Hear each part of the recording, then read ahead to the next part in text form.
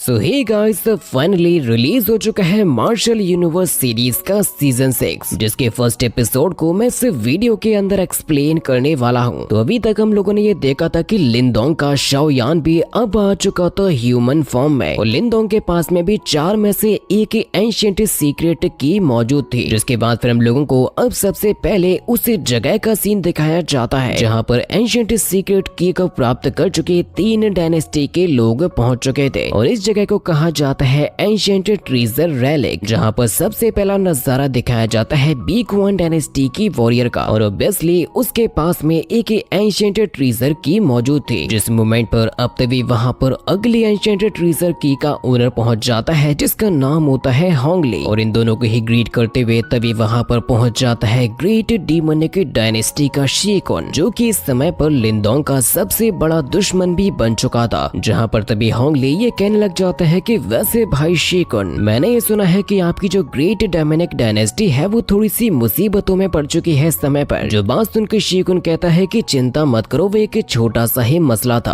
आपको मेरी इतनी चिंता है, आपने मुझसे पूछा, इसके लिए धन्यवाद आपका होंगली। होंगली हंसते हुए कहता है कि वैसे मेरे ख्याल से ये कोई छोटा मैटर तो नहीं हो सकता, क्योंकि आपने एक लोअर डायनेस्टी के बच्चे को हंट डाउन करने के लिए पूरे 1 मिलियन निर्वाणा पिल्स की बाउंटी को रखा है। शीकुन कहता है कि ब्रदर होंगली, आप सच में बहुत ही भोले हो। आपकी जानकारी के लिए मैं ये बता देना चाहता हूँ कि हमारी ग्रेट डोमिनिक डायनेस्टी के अंदर ये जो 1 मिलियन निर्वाणा पिल्स की कीमत है वो तो ना के बराबर है, लेकिन वैसे मैंने आपकी डायनेस्टी के बारे में सुना है कि आपको ये एंशिएंट की प्राप्त करने में बड़ी ही मशक्कत करनी पड़ी थी, ना जाने कितनी बार हार का सामना भी करना पड़ा, इसके लिए मुझे काफी दुख है। अगर आप चाहो तो मैं आपको कुछ निर्वाणा पिल्स की डांस के बारे में भी बता सकता हूँ, लेकिन वैसे आपको ये बात नहीं भूलनी चाहिए कि हम जिसे एंशिएंट ट्रेजर रेलिक पर खड़े हैं वो खतरों से भरा पड़ा है, और साथ ही साथ अगर आपके पास में उतनी स्ट्रेंथ ना हो तो मुझे तो इस बात का डर है कि आप इसके अंदर एंटर तो कर जाओगे लेकिन शायद बाहर नहीं आ पाओगे। ओंगली हंसते हुए कहता है कि शीकुन, तुम्हें मेरे बारे में इतनी भी चिंता करने की जरूरत नहीं है, क्योंकि हमारी ग्रेट डेसोलेट डायनेस्टी अब काफी पावरफुल हो चुकी है, क्योंकि हमारे साथ में है एक स्पेशल पर्सन जो कि सच में काफी मिस्टीरियस सा लग रहा था, जिसको देखकर तो शीकुन भी सोचता है कि अब आखिर ये कौन होना चाहिए। लेकिन इन दोनों की ही बातों को सुनकर तभी वो तीसरी लड़की ये कहने लगती है कि अभी तक यहाँ पर वो पर्सन नहीं आया है जिसके पास में चौथी की है, और अगर वो यहाँ तक आने में नाकामयाब रहा तो हम लोगों का यहाँ तक आना ये तो व्यर्थ में ही चला जाएगा। होंगली कहता है कि जैसा कि हमारे भाई शीकुन ने उसके ऊपर इनाम रखा था, मुझे नहीं लगता कि वो लोअर डायनेस्टी का बच्चा यहाँ तक आ भी पाएगा, क्योंकि हमें ये नहीं पता कि उस बच्चे को आके कौन पकड़ के जान से मार देगा। ये लोग जब इसके बारे में बातें कर ही रहे थे तो उसी मोमेंट पर अब वहाँ पर आ जाता है लिनडोंग शाओयान के साथ में, जिसको देखकर तो सभी लोग हैरान हो जाते हैं कि आखिर ये यहाँ तक कैसे आ गया, और सबसे ज्यादा हैरानी तो हो रही थी शीकुन को। होंगली को पता नहीं होता, इसी वजह से वो ये कहने लग जाता है कि वैसे तुम दोनों कौन सी डायनेस्टी से हो। लिनडोंग कहता है कि मैं हूँ द ग्रेट यान डायनेस्टी से और मेरा नाम है लिनडोंग, जिसको यहाँ पर देखकर सभी लोगों के होश ही उड़ चुके थे। अब सभी के मन में सिर्फ और सिर्फ एक बात चलने लगती है कि क्या ये वही लिनडोंग है जिसके ऊपर ग्रेट डोमिनिक डायनेस्टी ने हमला करने के लिए उसको मारने के लिए इनाम को रखा था, और यही वो लड़का है जिसके पास में मौजूद है 4th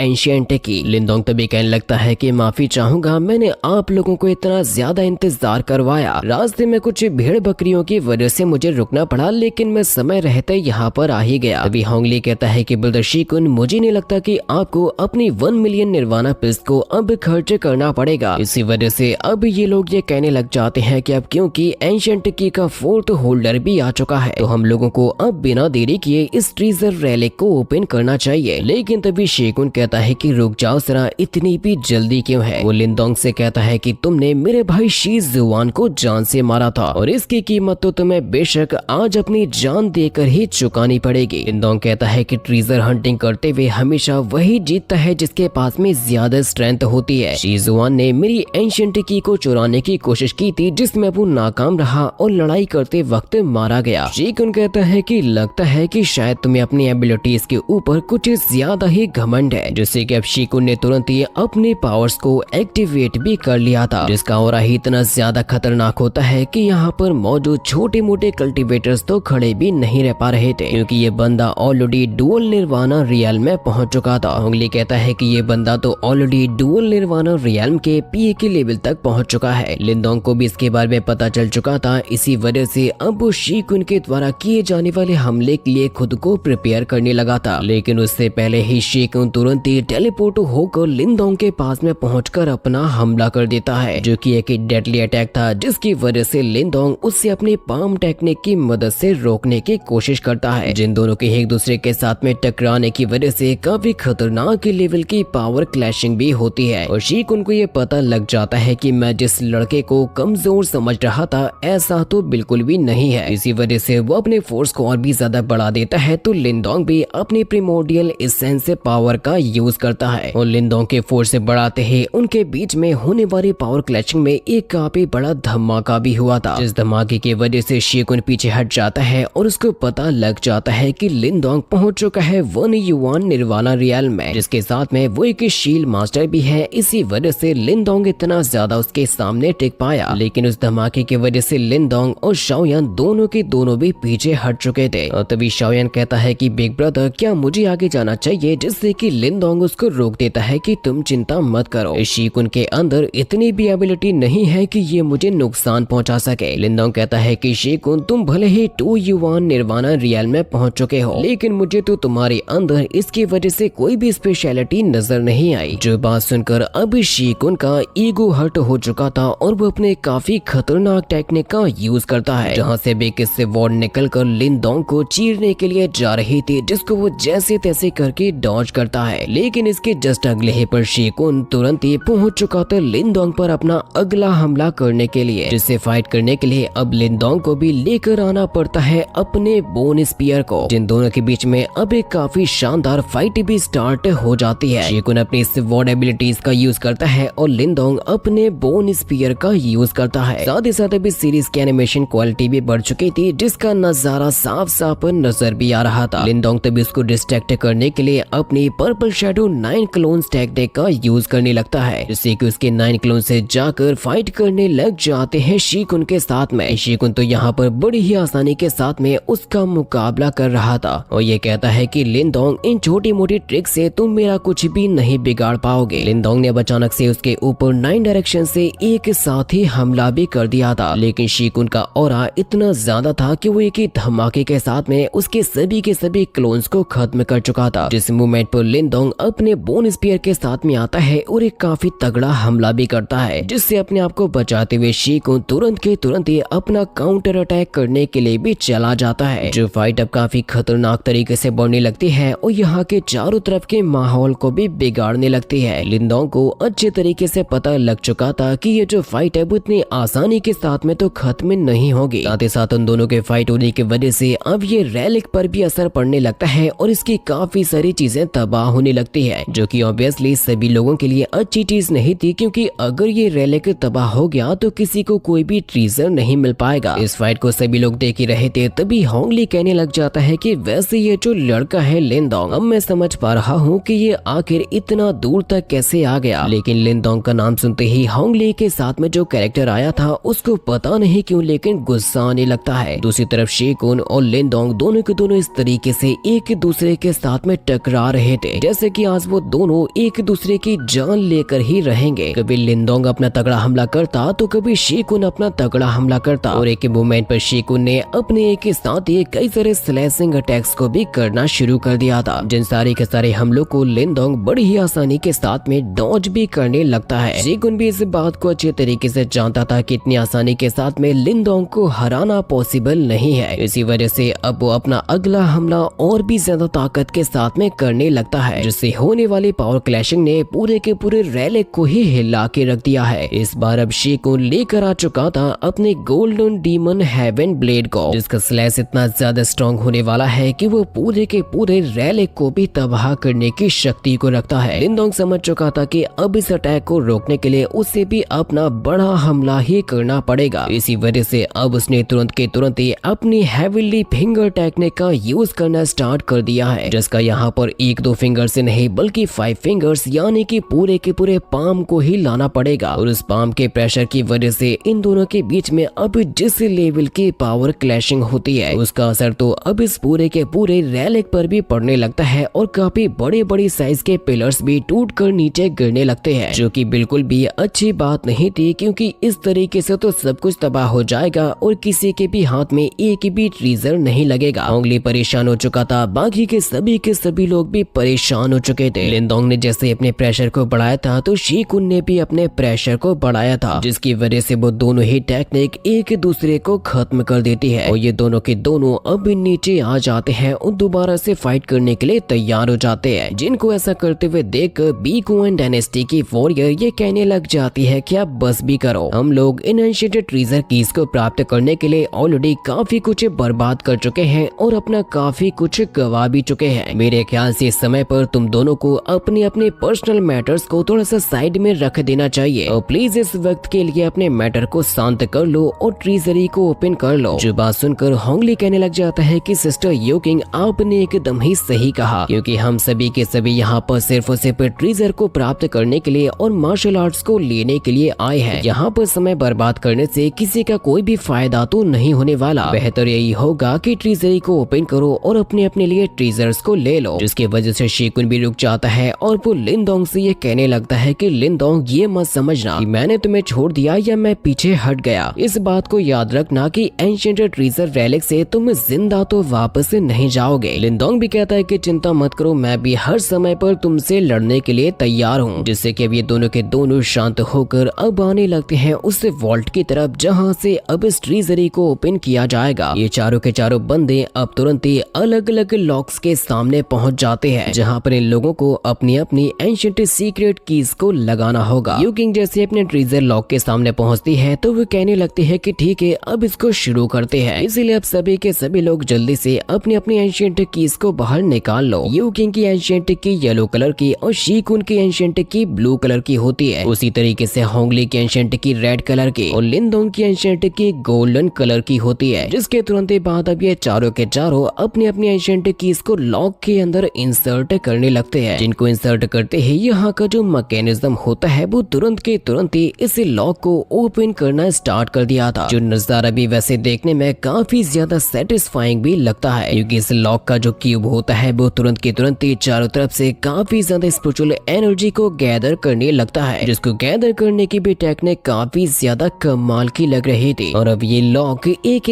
ऐसे स्पेस को ओपन करने वाला था जिसके बारे में इनमें से किसी ने भी सोचा तक नहीं था। और वो अमेजिंग स्पेस अब जैसे ही इन लोगों की नजरों के सामने आता है, इसका नजारा ऑब्वियसली बहुत ही ज्यादा शानदार लग रहा था। ऐसा लगता है जैसे कि ये लोग किसी अलग ही दुनिया में आ चुके हो। लिनदोंग कहता है कि सच में ये जगह तो बहुत ही ज्यादा अमेजिंग है। यहाँ पर तो ये भी नजर नहीं आ रहा था कि वो जो ट्रीजर है वो कहाँ पर मिलेंगे। लॉक के ओपन होते ही सभी की एंशिएंट कीज का काम खत्म हो चुका था, जो कि तुरंत के तुरंत ही अपने अपने मास्टर के पास में पहुंच जाती है। और अब यहाँ से सभी लोगों के लिए एक एक अलग अलग जर्नी स्टार्ट होने वाली है। होंगली कहने लगता है कि इस ट्रीजरी रूइन का जो स्केल है वो बहुत ही ज्यादा बड़ा है, इसीलिए मुझे लगता है कि यहाँ पर काफी बड़े बड़े लेवल के ट्रीजर्स होंगे जो कि हम सभी के लिए काफी होंगे। होंगली कहता है कि ट्रीजर हंट करते हुए अगर किसी और डायनेस्टी के लोग हमारे सामने आते हैं तो हम बिल्कुल भी दया नहीं दिखाएंगे। हमारे रास्ते में आओगे तो मारे जाओगे। जिसके तुरंत ही बाद अब वो यहाँ से निकल जाता है ट्रीजर हंट करने के लिए। वो जो सीक्रेट कैरेक्टर होती है पता नहीं क्यों, लेकिन उसकी नजर थी लिनदोंग के ऊपर, जो कि यहाँ से चली तो जाती है, जिसको देखकर लिनदोंग सोचता है कि पता नहीं क्यों लेकिन इसका ऑरा ऐसा लगता है जैसे कि मैं इसको पहले से जानता हूँ। यूकिंग भी अपने साथियों से कहती है कि हम लोगों को भी यहाँ से आगे चलना चाहिए, जो कि यहाँ से निकल जाती है अपने सभी के सभी साथियों को लेकर। अब यहाँ पर लिनदोंग और शीकुन दोनों के दोनों ही बचे हुए थे। शीकुन के साथी उससे कहते हैं कि बिग ब्रदर वैसे अब हम लोगों को क्या करना चाहिए। शीकुन देखता है कि सभी लोग अलग अलग डायरेक्शन में जा चुके हैं ट्रीजर्स को हंट करने के लिए, और अगर वो लिनदोंग से फाइट करने में अपना समय जाया करेगा तो ट्रीजर्स को गवा देगा। इसीलिए वो कहता है कि हम लोग यहाँ पर ट्रीजर्स को लेने के लिए आए थे तो सबसे पहले वही काम करेंगे, और अच्छे खासे ट्रीजर्स को लेने के बाद फिर नंबर आएगा इस लड़के को खत्म करने का। इसी वजह से अब वो भी तुरंत ही अपने साथियों को लेकर निकल चुका था ट्रीजर हंट करने के लिए। यहाँ पर लिनदोंग शाओयान के साथ में बचा हुआ था, इसके लिए वो कहता है कि अब हम लोगों को भी निकलना चाहिए। जहाँ पर लेकिन बाहर आ जाता है मास्टर दाओ और वो ये कहने लगता है कि वैसे इसे एंशिएंट ट्रीजरी का जो स्केल है वो काफी सच में रेयर है। लिनदोंग कहता है कि दाओ क्या तुम मुझे बता सकते हो कि हमें क्या करना चाहिए। मास्टर दाओ कहता है कि जिस सेक्ट का भी ये ट्रेजर ही होगा इसके अंदर। उन्होंने अपने सारे के सारे प्रीशियस एलिजिट्स को स्टोर करके रखा होगा। इसीलिए मेरे ख्याल से हम लोगों को सबसे पहले यहाँ के पिल चैम्बर की तरफ चलना चाहिए। लिंदोंग कहता है कि वो तो ठीक है, लेकिन हमें ये कैसे पता चलेगा कि पिल चैम्बर कौन सी डायरेक्शन में है। मास्टर दाओ कहता है कि चिंता मत करो, बस मुझे फॉलो करते चलो, तुम्हें सब कुछ पता चल जाएगा। लिंदोंग शाओयान से कहता है कि हमें भी इसको फॉलो करना होगा। जो लोग अब तेजी के साथ में आगे बढ़ने लगते हैं और मास्टर दाओ पहुंचने की कोशिश कर रहा था पिल चैम्बर की तरफ, जिनकी रफ्तार तो काफी ज्यादा थी ही, लेकिन ये भी बात शॉकिंग होती है कि ये आखिर कितना ज्यादा बड़ा है। मास्टर दाओ अपनी स्किल्स का यूज कर रहा था और सूंघते हुए भी पता लगाने की कोशिश कर रहा था कि उसको कौन सी डायरेक्शन में जाना चाहिए, और चंद सेकंड्स के ही अंदर उसको पता लग जाता है कि पिल चैम्बर कौन सी जगह पे है। लिंदोंग कहता है कि क्या वाकई में ये यहाँ के सेक्ट का पिल चैम्बर है। मास्टर दाओ कहता है कि मेरे सूंघने की शक्ति इंसानों के मुकाबले हजारों गुना ज्यादा है। मैं कई किलोमीटर दूर से पता लगा सकता हूँ कि कौन सी जगह पे मौजूद होंगी पिल्स, जिसकी वजह से ये लोग अपनी रफ्तार को और भी ज्यादा बढ़ा देते हैं उसी डायरेक्शन में जाने के लिए जहाँ पर फाइनली लिंदोंग पहुंच चुका था। और ये जगह एकदम रुइन के जैसे लग रही थी, लेकिन तभी इन लोगों को पता लगता है कि यहाँ पर तो ऑलरेडी लड़ाई चल रही है, जिसका मतलब है कि पहले जो लोग निकल आए थे वो ऑलरेडी उसके लिए फाइट कर रहे हैं। लिंदोंग कहता है कि वैसे मुझे लगता है कि इन लोगों के सूंघने की शक्ति कुछ ज्यादा ही थी। मास्टर दाओ कहने लग जाता है कि उन लोगों ने अपने अपने एंशिएंट कीज को प्राप्त करने के लिए काफी ज्यादा मेहनत भी तो की है, इसी वजह से वो लोग भी तो चाहते हैं कि उन्होंने जो मेहनत की है उसका उनको फल मिले। शाओयान कहता है कि बिग ब्रदर मुझे बताइए कि अब हम लोगों को क्या करना होगा। लिंदोंग कहता है कि ये भी कोई पूछने वाली बात है, हम लोग डायरेक्टली रश करने वाले हैं। मास्टर दाओ लिंदोंग की बॉडी में चला जाता है और लिंदोंग और शाओयान दोनों के दोनों तेजी के साथ में अब अंदर की तरफ बढ़ने लगते हैं। और ये दोनों देखते हैं कि इस जगह पे तो ऑलरेडी काफी भारी संख्या में पब्लिक मौजूद है, जो सारे के सारे पिल्स को ले रहे हैं और अपनी अपनी ताकतों को बढ़ा रहे हैं। और यहाँ पर जो अपर हैंड देखने को मिल रहा था वो था ग्रेट डेसोलेट डायनेस्टी का। इनके एक मेंबर की नजर पड़ती है कि यहाँ पर तो लिंदोंग अपने साथी के साथ में आ चुका है, जो सारे के सारे हमलों से अपने आप को बचाते हुए पिल्स को लेने भी वाले हैं। लिंदोंग अपनी गोल्डन बॉडी का यूज करते हुए उस